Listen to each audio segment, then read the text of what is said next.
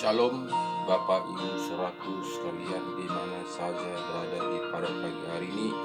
Kita jumpa lagi di pada pagi hari ini untuk menguatkan satu dengan lain. Dari ini Bapak Saudaraku, di mana Tuhan masih dibanguni kita di pada pagi hari ini, itu semua karena Tuhan masih mengasihi kita, masih peduli pada kita, karena kita ingin Tuhan kita selamat dan sungguh-sungguh datang kepada kebenaran firman-Nya. Karena Tuhan Yesus mengatakan, "Akulah jalan, satu pun tidak sampai kepada Bapa kalau tidak melalui Aku." Itu kata firman Tuhan mengatakan kepada kita. Jadi tidak ada pilihan lain, hanya kita mencari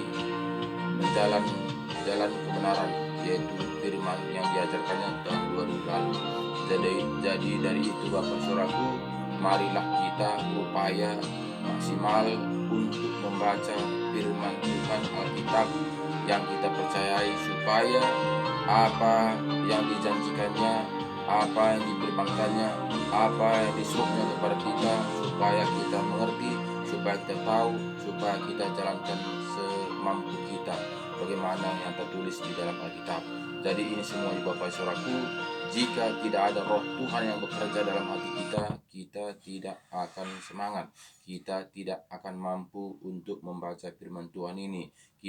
Ketika kita membaca firman Tuhan ini, kita akan ngantuk. Kenapa? Karena tidak ada gairah, tidak ada dorongan, tidak ada roh Tuhan untuk membukakan rahasia firman Tuhan itu, sehingga menganggap firman Tuhan ini hanya sebagai pacuan, hanya sebagai manusia supaya manusia baik-baik saja. Bukannya kita mengerti bahwa Alkitab ini menunjukkan jalan keselamatan. Jadi jika kita tidak kembali kepada firman Tuhan, tentu kita tidak mengerti apa seluruh yang dijanjikan Tuhan kepada kita, upah yang harus kita dapatkan jika kita sungguh-sungguh untuk menjalankan kebenaran firman Tuhan. Dari itu Bapak Saudaraku, marilah kita baca firman Tuhan. Jadi pada pagi hari ini kita akan membaca firman Tuhan dari Efesus 2. Efesus 2 kita akan membaca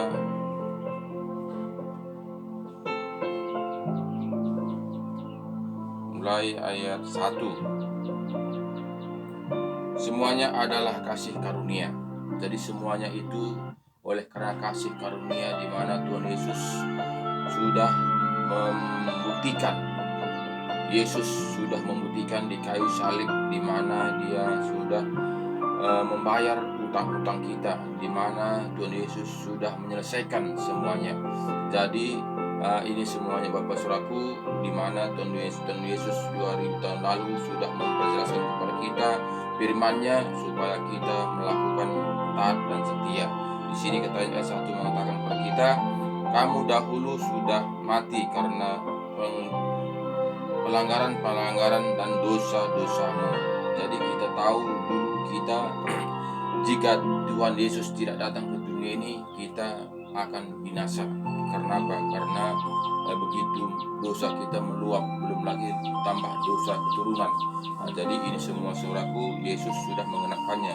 Yesus sudah memperjelas dan mengenapinya datang ke dunia ini tahun 2000 lalu. Ayat 2 mengatakan, "Kamu hidup di dalamnya karena kamu mengikuti jalan dunia ini, karena kamu mentaati penguasa kerajaan angkasa, yaitu roh yang sekarang sedang bekerja di antara orang-orang durhaka." Jadi sini katanya tadi kepada kita, dahulu sebelum kita mengenal Tuhan Yesus, kita dikuasai oleh penghuni-penghuni dunia ini, penguasa-penguasa dunia ini. Jadi kita diajarkannya kita untuk melakukan segala hal hawa nafsu. Jadi ini semua saudaraku, ketika kita mengenal Tuhan Yesus, ketika kita menerima Tuhan Yesus, kita sudah berubah hitam menjadi putih. Jadi ini semua saudaraku ada tanda ada buktinya kita itu bahwa sudah berubah, bahwa kita itu sudah berpindah. Jadi kita tidak lagi di kegelapan, tapi kita sudah menjadi terang, di mana kita sudah diajarkan Tuhan Yesus, bahkan kita sudah dibangkitkan dari antara orang mati. Itulah namanya kita baptisan. Ketika kita ditenggelamkan, kita dibangkit, berarti kita sudah menghanyutkan semua dosa-dosa kita. Dari situ kita akan menjadi lahir baru. Dari situ kita sudah menjadi anak-anak pemenang, anak-anak Tuhan Yesus. Jadi ayat yang mengatakan kepada kita, sebenarnya dahulu kami semua juga terhitung di antara mereka ketika kami hidup di dalam hawa nafsu daging dan menuruti kehendak daging dan pikiran kami yang jahat. Pada dasarnya kami adalah orang-orang yang harus dimurkai sama seperti mereka yang lain. Tetapi Allah yang kaya dengan rahmat oleh karena kasih-Nya yang besar yang dilimpahkannya kepada kita. Jadi oleh karena rahmat-Nya, oleh karena kasih-Nya, kita menjadi selamat, kita menjadi menang, kita menjadi anak-anak-Nya. Jadi kita itu bukan lagi kita di anak dunia. Walaupun kita masih hidup dalam dunia, tapi kita itu sudah menjadi anak Tuhan, sudah menjadi pemilik kerajaan sorga. Jika kita taat dan setia untuk melakukan apa yang diajarkannya kepada kita, kita akan dituntun, kita akan dipenuhi dengan Roh Kudus. Roh Kudus akan menuntun kita mendapatkan kerajaan sorga yang dijanjikan Tuhan Yesus kepada kita. Jadi ini semuanya Bapak Saudaraku, dasarnya adalah firman kebenaran. Itulah menuntun kita, itulah yang mengajari kita, itulah yang membukakan hati kita supaya kita mengerti bagaimana seturut menjalankan seturut ajaran Tuhan Yesus. Tetap ayat 5 mengatakan telah menghidupkan kita bersama-sama dengan Kristus, sekalipun kita telah mati oleh kesalahan-kesalahan kita. Oleh kasih karunia kamu diselamatkan, dan di dalam Kristus Yesus Ia telah membangkitkan kita juga dan membangkitkan tempat bersama-sama dengan di sorga, supaya pada masa yang akan datang Ia menunjukkan kepada kita kekayaan kasih karunia-Nya yang melimpah-limpah sesuai dengan kebaikan-Nya terhadap kita dalam Kristus Yesus. Sebab karena kasih karunia kamu diselamatkan oleh iman, itu bukan hasil usahamu, tetapi pemberian Allah. Jadi kita tahu Bapak Saudaraku, itu semuanya oleh karena kasih karunia, kasih Allah dengan cuma-cuma diberikan kepada kita, karena Tuhan sangat mengasihi kita sehingga Dia menebus kita dengan darahnya, sehingga kita ini sudah menjadi anak-anak Tuhan. Jadi ini Bapak Saudaraku, marilah kita kembali kepada firman Tuhan, menjalankan taat dan setia supaya kita itu mendapatkan hidup yang kekal.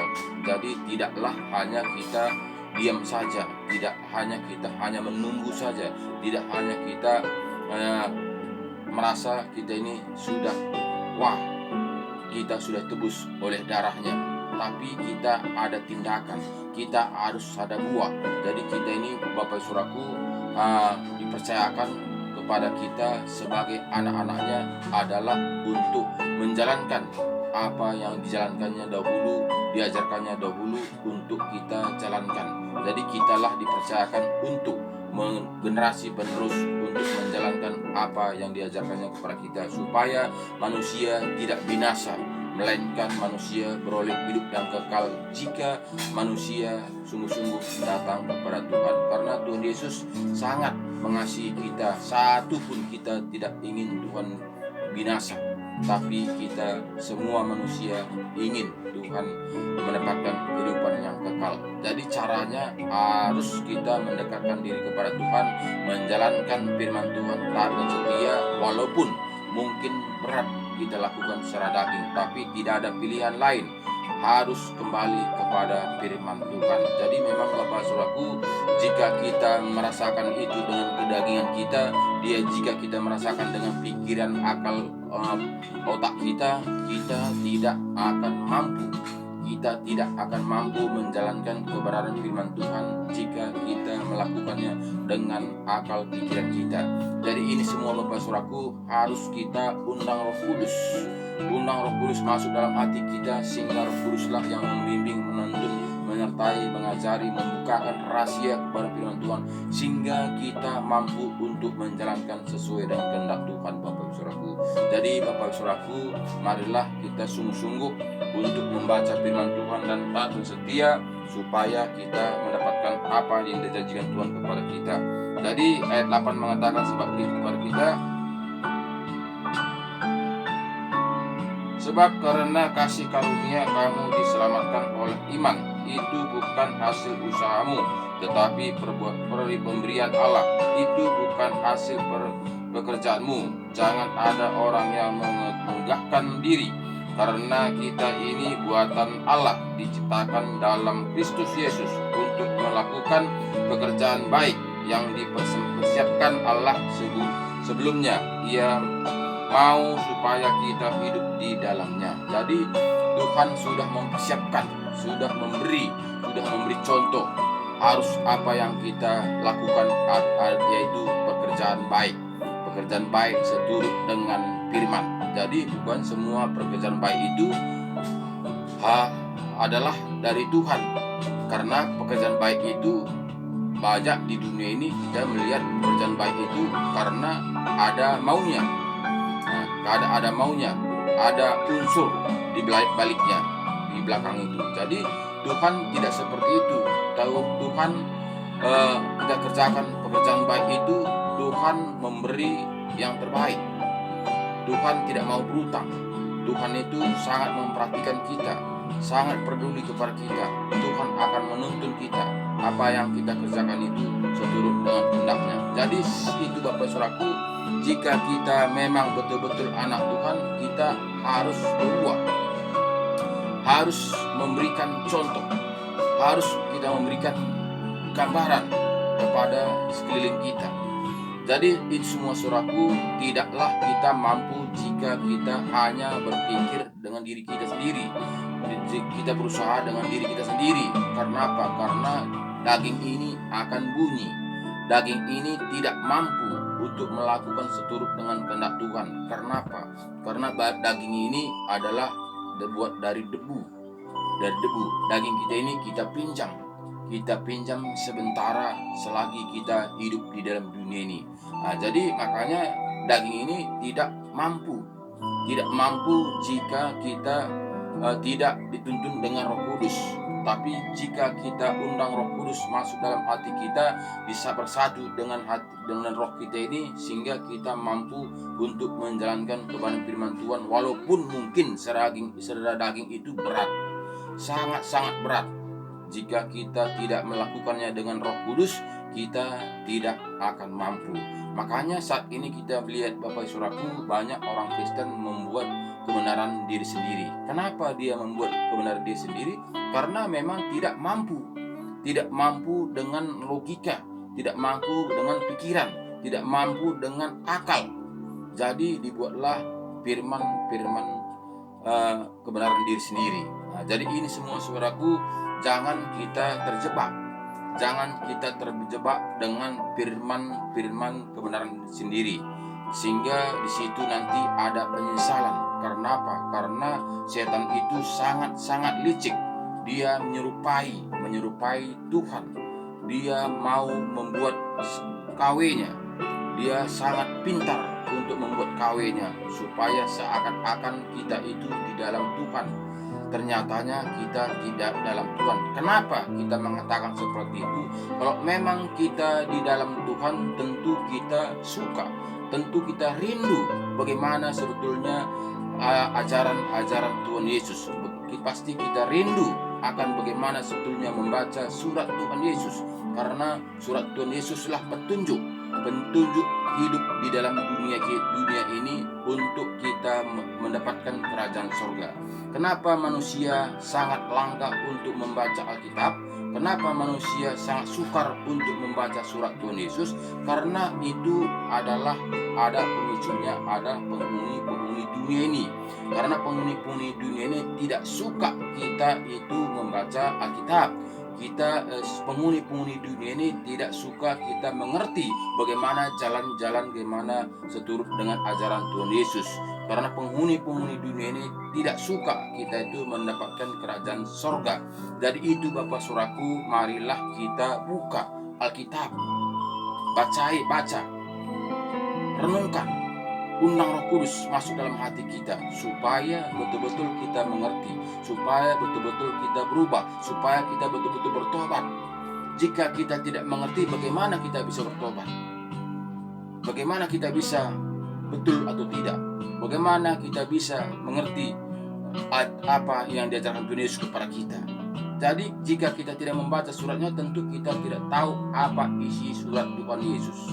Jadi itu Bapak Saudaraku, marilah kita baca surat Tuhan Yesus, apa petunjuk di dalamnya. Jadi semuanya Saudaraku, marilah buka hati kita lebar-lebar supaya bisa kita menikmati apa yang diajarkan Tuhan Yesus kepada kita di dalam kehidupan kita di dalam dunia ini.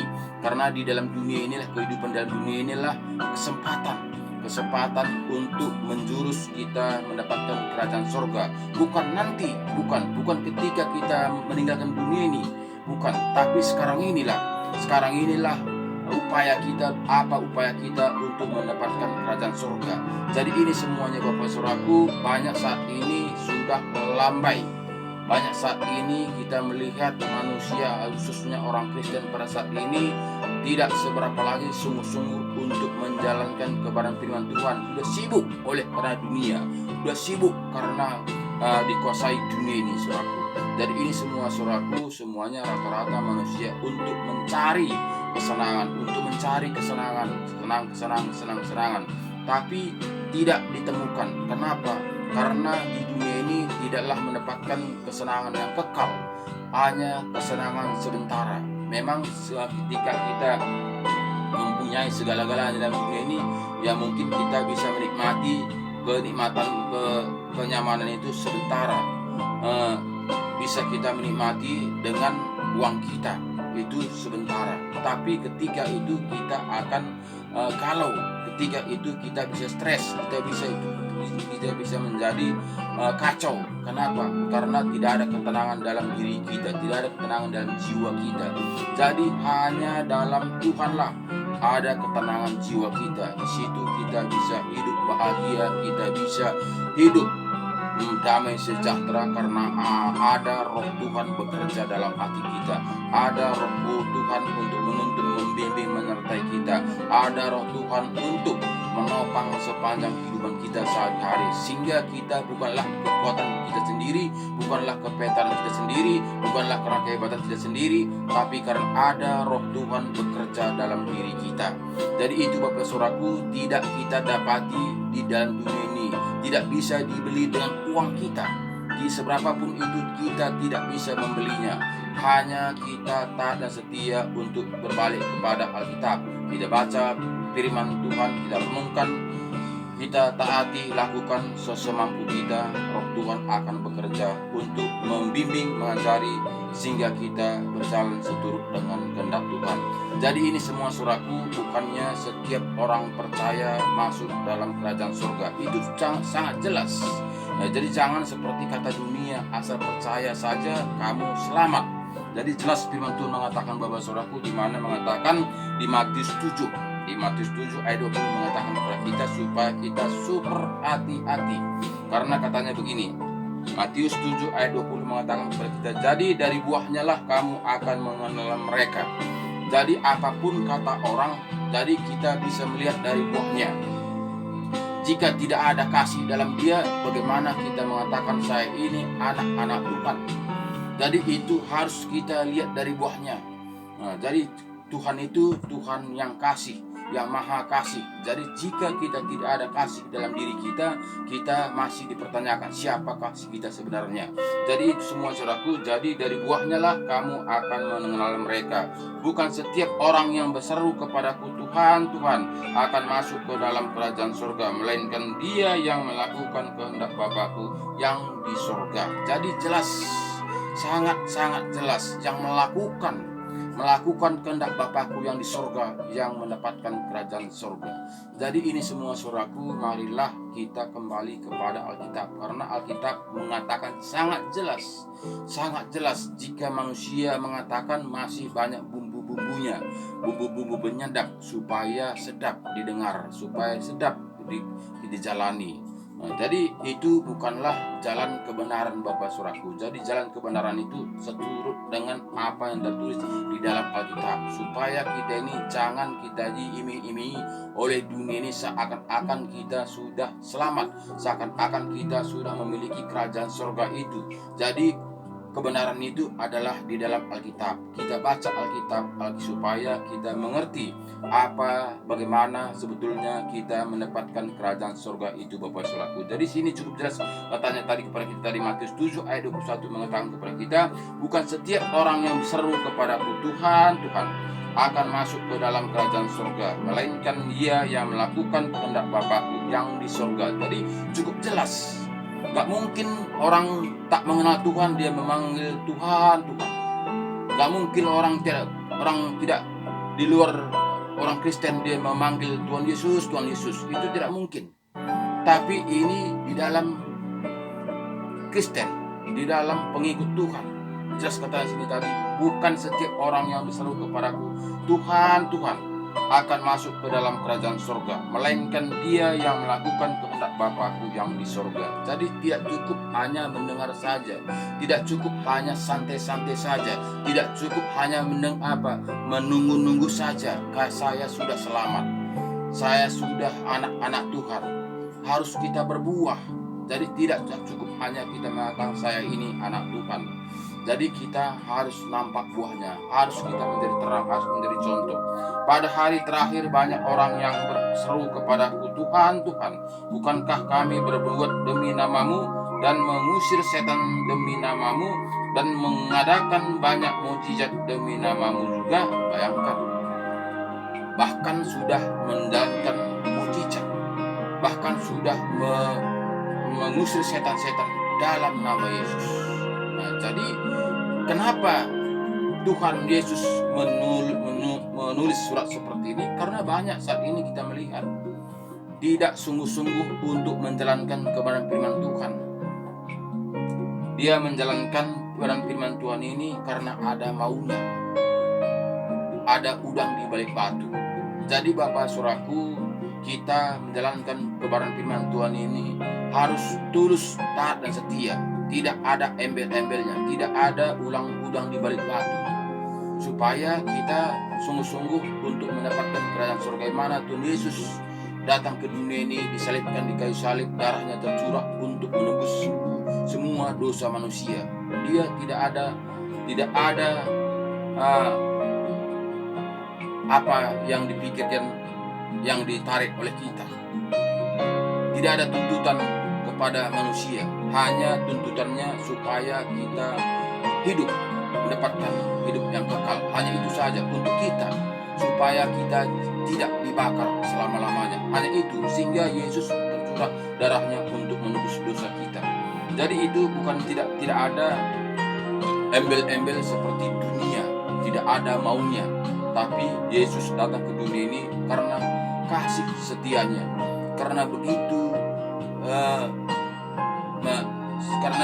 dia sangat mengasihi manusia, sehingga dia datang ke dunia ini untuk menebus dosa kita. Jadi ini semua Bapak Saudaraku harus kita mengikuti apa yang diajarkannya, karena dia sudah menunjukkan bagaimana cara-caranya, bagaimana jalan untuk mendapatkan kerajaan surga itu, supaya jangan kita diligukan oleh penghuni dunia ini, karena penghuni dunia ini sangat licik, sangat licik.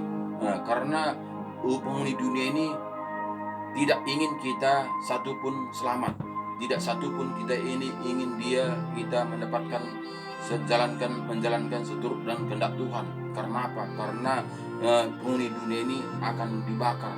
Jadi dia akan mencari sebanyak-banyak manusia untuk bersama-sama dia akan dibakar. Jadi jelas di sini tadi dikatakannya kepada kita, Bapak Saudaraku, pada waktu itulah aku akan berterus terang kepada mereka dan berkata, aku tidak pernah mengenal kamu, enyahlah daripadaku kamu sekalian pembuat kejahatan. Jadi bayangkan Bapak Saudaraku, sudah menampakkan mujizat, sudah menyembuhkan orang sakit dalam nama Yesus, sudah mendapatkan karunia-karunia seturut yang diajarkan Tuhan Yesus. Tapi kenapa nyahlah kata Tuhan Yesus? Karena sudah salah mempatkan, salah berjalan. Karena banyak saat ini dikuasai oleh dunia ini, ditawarkan oleh dunia ini, supaya kita ini membelot, supaya kita ini tidak menjalankan seturut dan kehendak Tuhan. Jadi kita ini sebetulnya Bapak Saudaraku tidaklah seberapa. Kita ini sangat kecil. Bayangkan Tuhan Yesus saja ditawari dengan uang. Apalagi lah kita ini, tentu mata kita biru untuk melihat duit itu, Saudaraku. Kita biru melihat kerajaan dunia ini, Saudaraku. Jika kita tawarkan seperti Tuhan Yesus, karena Tuhan Yesus ketika dia 2 puasa akan dibawa iblis ke gunung yang tertinggi. Di situ akan ditawarkan si iblis kepada Tuhan Yesus. Dia mengatakan, jika engkau mau menyembah aku akan memberikan semua kerajaan surga ini, kerajaan dunia ini. Itu katakannya kepada Tuhan Yesus, Bapak Saudaraku. Apalagi kita manusia ditawarkan seperti itu, tentulah semua kita gadaikan. Kepercayaan kita pun kita gadaikan. Karena apa? Karena kita haus akan uang. Mata kita biru untuk melihat itu namanya uang. Manusia akan tergoda karena uang.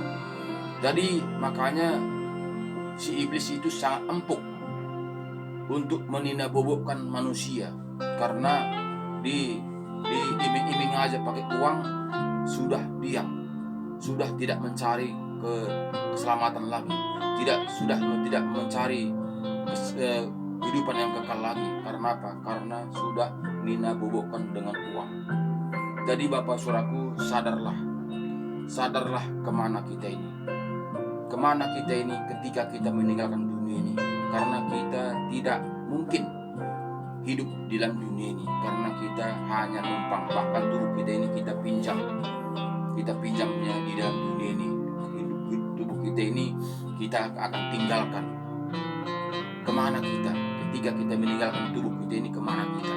Jadi persoalannya Bapak Saudaraku bukanlah hanya di dunia ini saja. Mungkin di dunia ini kita sudah hebat, sudah bisa menikmati segala-galanya, tapi bukanlah itu kekal, tapi itu hanya sementara saja.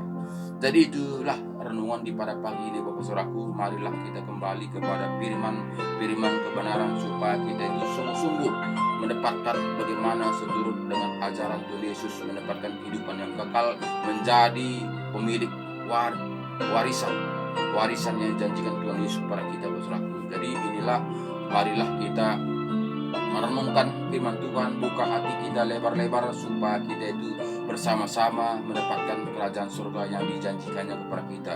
Terima kasih banyak. Tuhan Yesus memberkati kita. Shalom.